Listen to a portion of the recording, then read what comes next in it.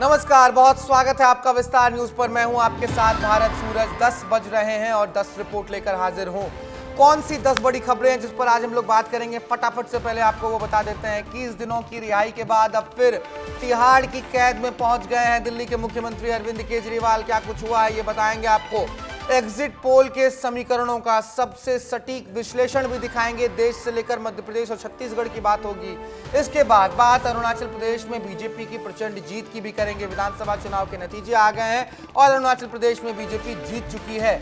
नतीजों के तैयारियों के बाद अब बजट की तैयारी में है मध्य प्रदेश सरकार। मोहन यादव बजट पेश करने वाले हैं। पहला पूर्णकालिक बजट होगा, इसके बारे में बताएंगे और आपको बताएंगे कि एग्जिट पोल के बाद, क्योंकि एग्जिट पोल तो कांग्रेस मान नहीं रही है, एग्जैक्ट पोल के लिए क्या कांग्रेस की तैयारियां हैं वो भी आपको हम आज 10 बजे 10 रिपोर्ट में बताएंगे। साथ ही अच्छी खबर भी होगी। मध्य प्रदेश में डॉक्टर भर्ती की कवायद अब तेज हो रही है। डॉक्टरों की कमी जो मध्य प्रदेश में खलती है वो अब पूरी होने वाली है। सरकार इसकी तरफ ध्यान देने वाली है। छत्तीसगढ़ लिए चलेंगे आपको। पुनर्वास नीति में बदलाव करने वाली है छत्तीसगढ़ सरकार। क्या कुछ इसमें अपडेट है नए वो आपको बताएंगे। साथ ही साथ छत्तीसगढ़ में बिजली बिल पर बढ़ने पर जो है कांग्रेस हमलावर है, तो वहीं साथ साथ बीजेपी कह रही है कि ये कांग्रेस के भ्रष्टाचारों का ही देन है कि बिजली बिल जो है वो बढ़ रहा है। बहुत से जो है वहां पर घाटे हो गए हैं। साथ ही साथ आपको बताएंगे हम कि पानी कैसे बेरंग होके भी अगर किल्लत में पहुंच जाए तो जिंदगियां बेरंग कर देता है, परेशानियां बढ़ जाती हैं पानी की किल्लत से। उसके बाद आपको मध्य प्रदेश की कहानी बताएंगे। इंदौर पुलिस का एक ऑपरेशन है, ऑपरेशन ईगल क्लॉ, यानी कि चील का पंजा। क्या है ये चील का पंजा, सब बताएंगे आपको। शुरुआत कर रहे हैं 10 बजे 10 रिपोर्ट की। सबसे पहले लिए चल रहे हैं आपको दिल्ली, क्योंकि दिल्ली में 21 दिनों की रिहाई के बाद मुख्यमंत्री केजरीवाल अब तिहाड़ पहुंच गए हैं। लेकिन तिहाड़ जाने से पहले केजरीवाल ने अपने तिहाड़ जाने को पूरे इवेंट में बदल दिया। सबसे पहले राजघाट पहुंचे, उसके बाद वो कनॉट प्लेस के हनुमान मंदिर पहुंचे, पूजा अर्चना की। उसके बाद आम आदमी पार्टी के दिल्ली दफ्तर भी पहुंचे। वहां उन्होंने सुप्रीम कोर्ट का धन्यवाद किया, भाषण दिया, कहा कि 21 दिनों के लिए बाहर था तो चुनाव प्रचार में व्यस्त था, देश के लिए व्यस्त था। साथ ही साथ संजय सिंह ने भी बहुत चीजें बोली। तो केजरीवाल के वार पर बीजेपी ने भी अब पलटवार किया है। बीजेपी की तरफ से भी बयान आए हैं। सब कुछ हमने इस रिपोर्ट में समेट दिया है। बहुत ध्यान से और बहुत मजे में देखिए। केजरीवाल के सरेंडर पर मचा सियासी बवंडर। 21 दिन की रिहाई के बाद अब जेल की कैद, स्वास्थ्य की आड़, अब पहुंच गए तिहाड़। 21 दिन, ये 21 दिन थे केजरीवाल की रिहाई के। 10 जून से केजरीवाल रिहाई पर थे, लेकिन 21 दिन की आजादी रविवार को खत्म हो गई और केजरीवाल को सलाखों के पीछे जाना पड़ा। बीते शनिवार को राउज एवेन्यू कोर्ट में हुई सुनवाई के बाद केजरीवाल के लिए तिहाड़ की कैद से बचने के सारे रास्ते बंद हो गए थे और ये तय हो गया था कि केजरीवाल को अब तिहाड़ की कैद में जाना ही होगा। तिहाड़ जाने से पहले केजरीवाल राजघाट पहुंचे, जिसके बाद वो कनॉट प्लेस के हनुमान मंदिर गए और फिर आम आदमी पार्टी के दफ्तर पहुंचकर सुप्रीम कोर्ट का धन्यवाद किया। केजरीवाल ने कहा कि देश को बचाने के लिए मैंने चुनाव प्रचार किया है। दोस्तों, माननीय सुप्रीम कोर्ट ने मुझे 21 दिन की मोहलत दी थी। मैं तहे दिल से सुप्रीम कोर्ट का शुक्रिया अदा करना चाहता हूं, बहुत बहुत। उन्होंने चुनाव प्रचार करने के लिए मुझे ये मोहलत दी थी। 21 दिन कल पूरे हुए। अब यहां से मैं सीधा तिहाड़ जा रहा हूं। मैंने एक भी मिनट खराब नहीं किया। रात दिन 24 घंटे देश को बचाने के लिए प्रचार किया है। केवल आम आदमी पार्टी के लिए प्रचार नहीं किया, सारी पार्टियों के लिए प्रचार किया। जहां केजरीवाल सुप्रीम कोर्ट को धन्यवाद दे रहे थे, तो वहीं उनके साथी संजय सिंह संविधान की दुहाई दे रहे थे। कह रहे थे कि बीजेपी अरविंद केजरीवाल के पीछे पड़ गई है, क्योंकि केजरीवाल देश के सबसे ज्यादा काम करने वाले सीएम हैं। कि अरविंद केजरीवाल को जो सजा दी जा रही है, वो सजा सिर्फ इस बात के लिए दी जा रही है कि देश के पहले मुख्यमंत्री हैं आजादी के बाद जिन्होंने जनता के लिए काम किया, दिल्ली वालों के लिए काम किया। किसी ने सपने में नहीं सोचा था बिजली फ्री हो सकती है, वो सपना सच करके दिखाया केजरीवाल ने। अरविंद केजरीवाल जब दिल्ली के आम आदमी पार्टी दफ्तर से गरज रहे थे, तो उनके विपक्षियों का उनके ऊपर बरसना भी तय था। बीजेपी की तरफ से मोर्चा संभाला दिल्ली के पूर्व अध्यक्ष मनोज तिवारी ने और वर्तमान दिल्ली बीजेपी अध्यक्ष वीरेंद्र सचदेवा ने। मनोज तिवारी ने कहा कि देश की राजधानी अब करप्शन की राजधानी बन गई है। अरे ये कौन आजादी के लड़ाई लड़के जेल जा रहे हैं? लूटा है, शराब घोटाला किया है अरविंद केजरीवाल जी ने, उसके लिए जेल में है। और कोर्ट ने कहा था कि बेल नहीं मिल सकती, एक जैसे पैरोल मिलता है ना, इस तरह से भेजा गया था। तो अरविंद केजरीवाल अब इस दिल्ली के विलन हैं और दिल्ली के दिल से भी और दिल्ली के नज़र से भी गिर चुके हैं। सरेंडर को भी वो एक इवेंट की तरह बनाना चाहते हैं। और मैंने कहा कि हिंदुस्तान में कई जगह सर्कस चलती है, एक सर्कस आज दिल्ली में चलेगी। और जहाँ तक जीतने की बात है तो कल सारे एग्जिट पोल आपने देखे हैं। पूरा देश माननीय प्रधानमंत्री जी को तीसरी बार प्रधानमंत्री के रूप में देखना चाहता है और दिल्ली भी उससे अछूती नहीं है। और इंडिया गठबंधन क्या कह रहा है मेरे लिए ये महत्व नहीं रखता, लेकिन हम जानते हैं कि 400 पार एनडीए करने जा रहा है और माननीय मोदी जी तीसरी बार प्रधानमंत्री बनने जा रहे हैं। अब 21 दिन तो खत्म हो चुके हैं। तमाम कोर्ट के दरवाजे खटखटाने के बाद अरविंद केजरीवाल ने सरेंडर भी कर दिया है।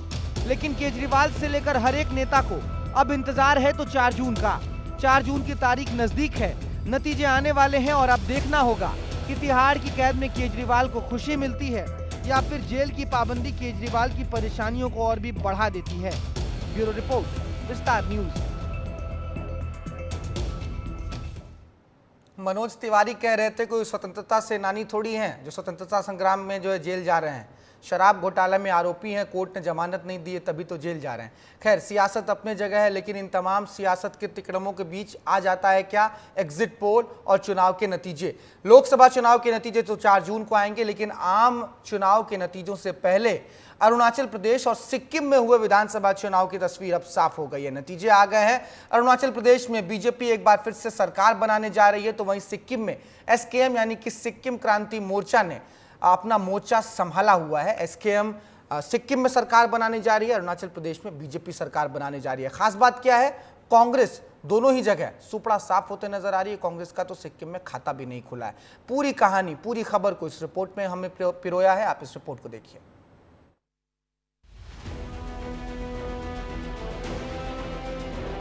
लोकसभा चुनावों के नतीजों का काउंटडाउन शुरू हो गया है, लेकिन उससे पहले अरुणाचल प्रदेश और सिक्किम में विधानसभा चुनावों का रिजल्ट आ चुका है।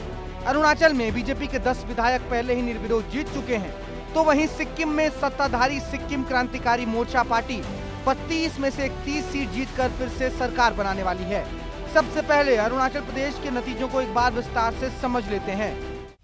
अरुणाचल प्रदेश में फिर से एक बार बीजेपी की सरकार बन गई है। कुल 60 सीटों में बीजेपी 46 सीटों पर विजयी हुई है, तो वहीं नेशनल पीपल्स पार्टी के खाते में 5 सीटें गई है। कांग्रेस कुल 60 सीटों में महज 1 सीट जीत पाई है, तो वहीं अन्य के खाते में 8 सीटें गई हैं। दूसरी तरफ सिक्किम में एसकेएम यानी सिक्किम क्रांतिकारी मोर्चा ने 32 उम्मीदवार, तो वहीं सिक्किम डेमोक्रेटिक फ्रंट एसडीएफ ने 31 उम्मीदवार उतारे थे। कांग्रेस ने सिक्किम में 12 सीटों पर चुनाव लड़ा था, लेकिन अरुणाचल के बाद सिक्किम के समीकरणों पर भी नजर डालें तो पता चलता है कि कांग्रेस का सिक्किम में भी सुपड़ा साफ हो चुका है। सिक्किम की कुल 32 सीटों पर सिक्किम क्रांतिकारी मोर्चा पार्टी ने 31 सीटों पर जीत हासिल कर ली है, तो वहीं 1 सीट सिक्किम डेमोक्रेटिक फ्रंट के हिस्से गई है। कांग्रेस यहां पर एक भी सीट नहीं जीत पाई। 2019 के आम चुनावों के बाद सिक्किम में एसकेएम का बीजेपी के साथ गठबंधन हुआ था, लेकिन इस बार चुनावों से पहले भाजपा ने सिक्किम में अकेले चुनाव लड़ने का ऐलान करके गठबंधन तोड़ दिया था। 2019 में अरुणाचल में भाजपा ने 42 सीटें जीतकर सरकार बनाई थी, तो वहीं सिक्किम में एसकेएम ने 32 में से 17 सीटें जीतकर सत्ता पर अपना कब्जा जमाया था। अरुणाचल और सिक्किम विधानसभा के लिए 19 अप्रैल को एक चरण में वोटिंग हुई थी, लेकिन इन दोनों ही राज्यों में कांग्रेस का सुपड़ा साफ हो चुका है। ब्यूरो रिपोर्ट, विस्तार न्यूज। अब लिए चल रहे हैं आपको मध्य प्रदेश सीधे, क्योंकि मध्य प्रदेश में विधानसभा का मॉनसून सत्र 1 जुलाई से शुरू होना है। 19 जुलाई तक ये मॉनसून सत्र चलेगा। इस 19 दिवसीय सत्र में कुल 14 बैठकें होनी है और साथ ही साथ इस सत्र में मोहन यादव सरकार अपना पहला पूर्णकालिक बजट भी पेश करेगी। यह प्रदेश की 16वीं विधानसभा का तृतीय सत्र होने वाला है और साथ ही साथ इस बजट सत्र में 3.5 लाख करोड़ रुपए से अधिक का बजट जो है वो पेश किया जा सकता है। 1.5 दर्जन से ज्यादा विधेयक भी हैं जो इस सत्र में पारित किए जाने हैं, लेकिन इन सब के बीच सवाल ये भी है कि क्या मध्य प्रदेश का जो मॉनसून सत्र है वो हंगामे की भेंट चढ़ जाएगा, क्योंकि पिछले कुछ समय में मध्य प्रदेश की जो कानून व्यवस्था है वो विपक्ष के निशाने पर रही है, हमलावर रही है विपक्ष लगातार सूबे के मुखिया मुख्यमंत्री डॉक्टर मोहन यादव पर भी और कानून व्यवस्था पर भी पूरी कहानी, पूरे मॉनसून सत्र की कहानी और खबर इस रिपोर्ट में है। इस रिपोर्ट को बहुत ध्यान से देखिए। आगामी विधानसभा सत्र के हंगामेदार रहने के पूरे आसार समझ में आ रहे हैं। खुरई, सागर और सीधी समेत प्रदेश में घटित आपराधिक घटनाओं को लेकर कांग्रेस लगातार हमलावर रही है। कुछ मामलों में तो कांग्रेस ने जांच दल तक बना रखा है, जिसकी जांच रिपोर्ट के आधार पर विधानसभा सत्र के दौरान कांग्रेस सरकार को घेरती नजर आएगी। देखिए, ये सब बहुत सुनियोजित ढंग से लगातार मध्य प्रदेश में महिलाओं के साथ अपराध बढ़ रहा है और कहीं ना कहीं ऐसा लगता है कि इसके ऊपर सरकार का बिल्कुल नियंत्रण नहीं बचा। सब जगह बेनकेल है, तभी तो महिलाएं को आसानी से निशाना बनाया जा रहा है। इस पर सख्त कार्रवाई हो, इसके लिए कांग्रेस ने अपना एक दल भी गठित करा है और विधानसभा सत्र में इस पर बहुत ताकत से इस बात पर पहले बात होगी और मजबूर करेंगे अध्यक्ष महोदय को इस बात के लिए कि वो उस पर विशेष चर्चा कराएं कि ये प्रदेश में आखिर हो क्या रहा है।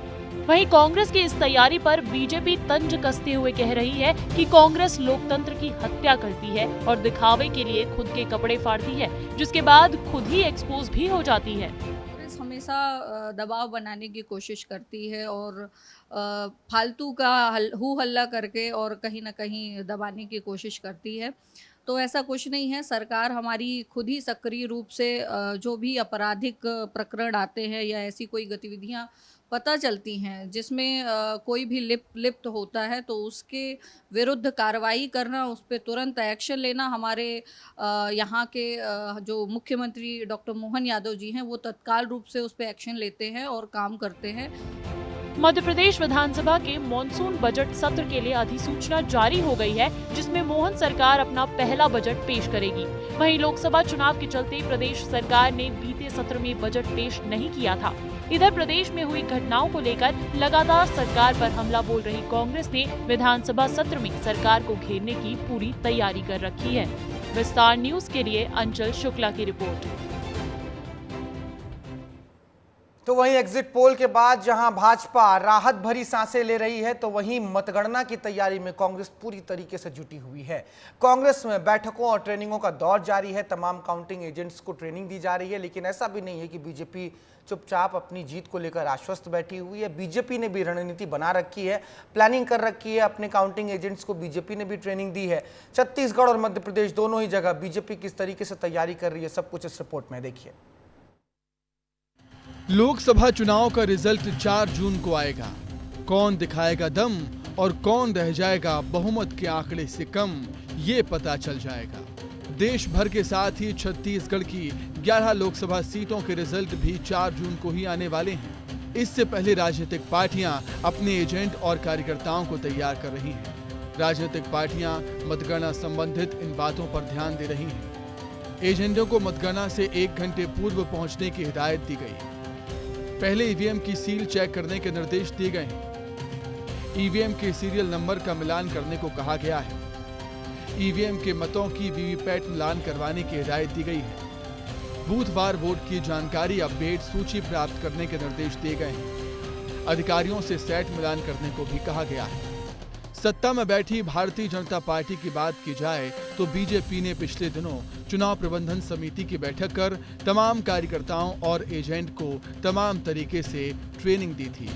उन्हें मतगणना संबंधित बारीकियों को समझाया और सरकार के वरिष्ठ मंत्रियों की भी जिम्मेदारी उनके क्षेत्र के अंतर्गत आने वाले लोकसभा सीट पर लगा दी गई है।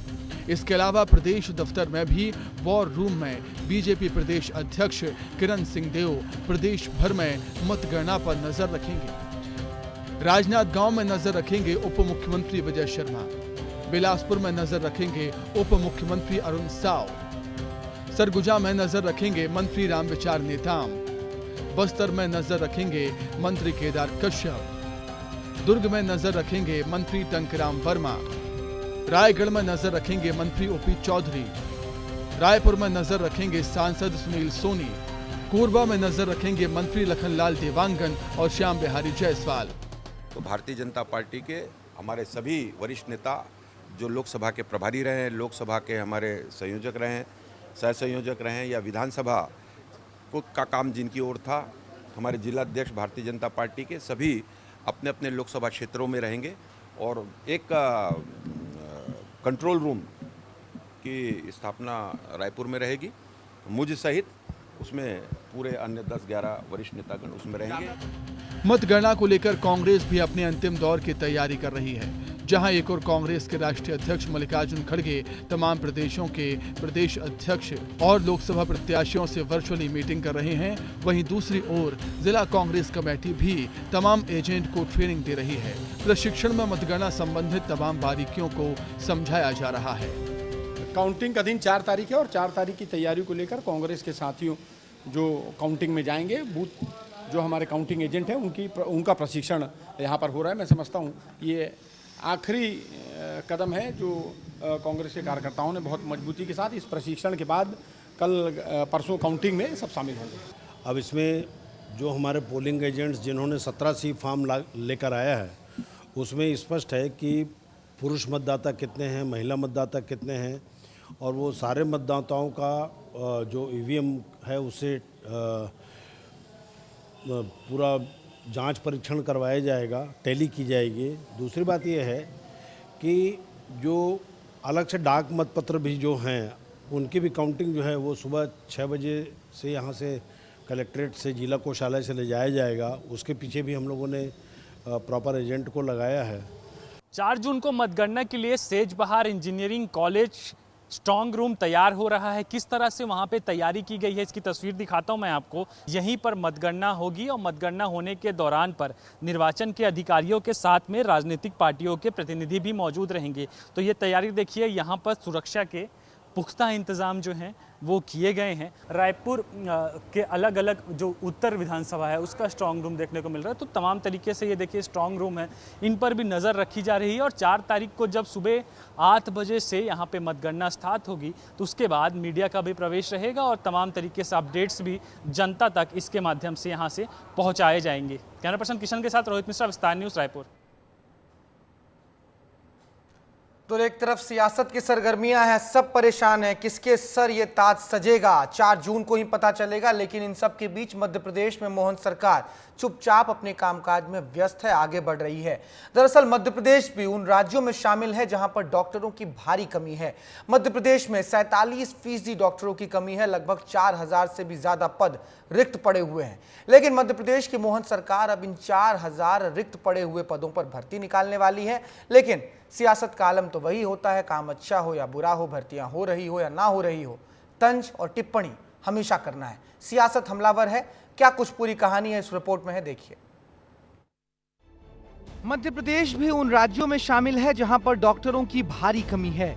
ऐसे में शहरी तो शहरी, ग्रामीण और आंचलिक इलाकों में भी लोगों के लिए इलाज बहुत बड़ी चुनौती है।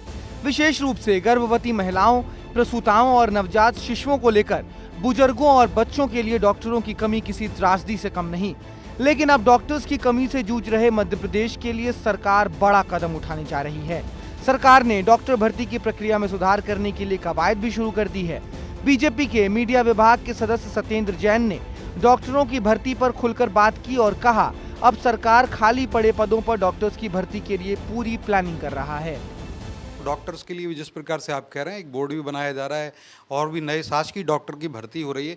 साथ ही साथ हमने इस प्रकार से काम किया है कि जो आयुष्मान योजना का लाभ है शासकीय हॉस्पिटल के साथ साथ प्राइवेट हॉस्पिटल में मिलता है। प्रदेश में 47% डॉक्टरों की कमी है।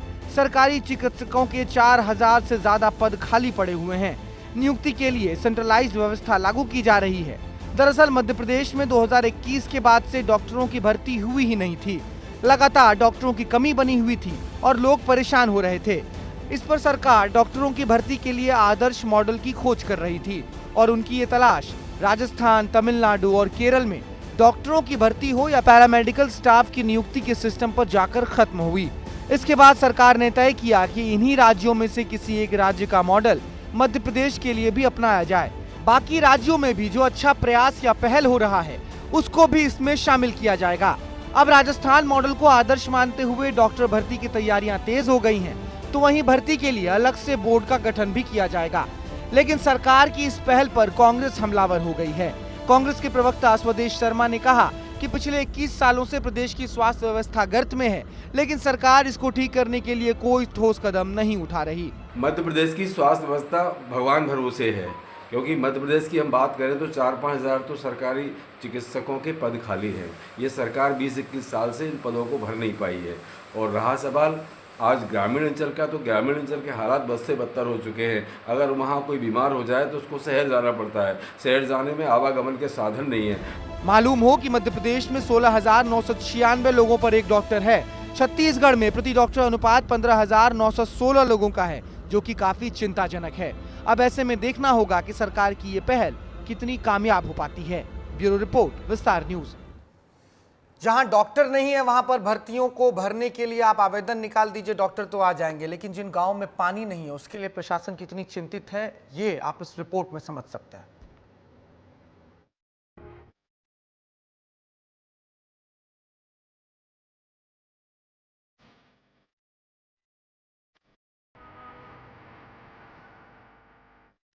पानी रे पानी, तेरा रंग कैसा। एक तरफ गर्मी का सितम और दूसरी तरफ पानी की किल्लत। मानो गर्मी और पानी के इस जोड़े ने बहुत से लोगों के जीवन को अस्त व्यस्त कर दिया है। और पानी की ऐसे ही किल्लत का मामला मध्य प्रदेश के डिंडौरी से सामने आया है। डिंडौरी के भानपुर गांव के ग्रामीण बूंद बूंद पानी के लिए मोहताज हैं।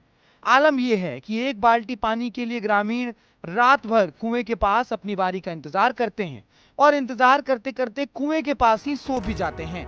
तस्वीरों में आप देख सकते हैं कि ग्रामीण सूख चुके कुएं के तलहटी में रिस रिस कर जमा हो रहे पानी को भरने की बड़ी उम्मीद के साथ आधी रात को कुएं के पास डटे हुए हैं।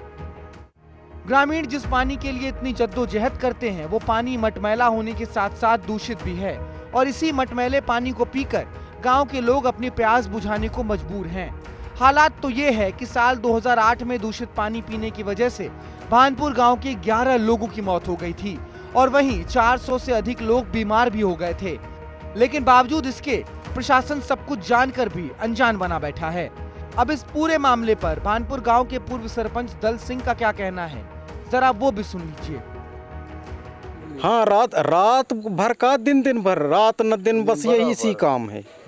शिकायत हम कलेक्टर साहब को दिए हैं और आज से नहीं, हम जब से हैं तभी से माने सभी जगह देते आए हैं। सांसद विधायक सब जानते हैं यहाँ के बारे में, लेकिन आज तक माने किसी प्रकार की कोई समाधान नहीं हो पा रहा है। भीषण गर्मी के चलते गांव के तमाम जल स्रोत सूख चुके हैं। कुएं के पास पानी के इंतजार में बैठे ये ग्रामीण पानी की एक एक बूंद के लिए राह देख रहे हैं। हैरान करने वाली बात यह भी है कि 800 से अधिक आबादी वाले इस गांव में आज तक नल जल योजना पहुंची ही नहीं। गांव में 3 हैंडपंप और 3 कुएं हैं जो पूरी तरह से सूख चुके हैं। सूखे हुए कुएं के तलहटी में रिस रिस कर जो पानी जमा होता है, उस पानी को भरने के लिए ग्रामीणों को कुएं के पास रात गुजारना पड़ रहा है। बावजूद इसके ज्यादातर ग्रामीणों को पानी के बिना ही वापस घर लौटना भी पड़ता है। पानी का इंतजार करते करते कुएं के पास आराम फरमा रहे सुखलाल नामक बुजुर्ग से जब हमने बात की तो उन्होंने बताया कि वे शाम 4 बजे से ही कुएं से पानी भरने का इंतजार कर रहे हैं, लेकिन रात के 2 बजे के बाद भी उनका नंबर नहीं लग पाया है। तो वहीं कुएं के पास बैठी बेनी बाई ने भी पानी को लेकर सरकार पर अपना गुस्सा निकाला। 4 बजे दिन के यहाँ बैठे हैं, फिर पारी से भर के तब जाते हैं, जब झिर जाते तब घंटा 3 घंटा में झेरा थे बाल्टी खाड़, तब वो तो नक आवा थी हुआ से। तो यहीं सो जाते हैं जब हाँ, जब तक नहीं भरे घड़ा तब तक यहीं सो रहते हैं। पानी नहीं मिल रहा है, रात भर रहे हैं कुआं के पास, रात दिन से परेशानी हो रहे हैं इधर कुआं में आके। कोई यहाँ अधिकारी आके यहाँ जानकारी कोई कछु नहीं कर सके। यहाँ कोई कछु नहीं पहुँच रहे हैं भैया, यहाँ नल जल योजना कोई यहाँ नहीं आ रही है, कब से परेशान है। पानी का ये संकट इस गांव में कई सालों से पैर पसारे बैठा है, लेकिन प्रशासन और जिम्मेदार इनकी तरफ आंखें मूंद कर देख रहे हैं। अब देखना होगा कि गांव वालों को पानी की समस्या से आखिर कब निजात मिल पाता है। ब्यूरो रिपोर्ट, विस्तार न्यूज।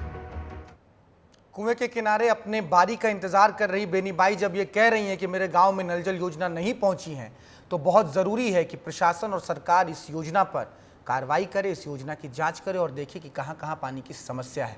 फिलहाल इस बुलेटिन में मुझे यहीं इजाजत दीजिए।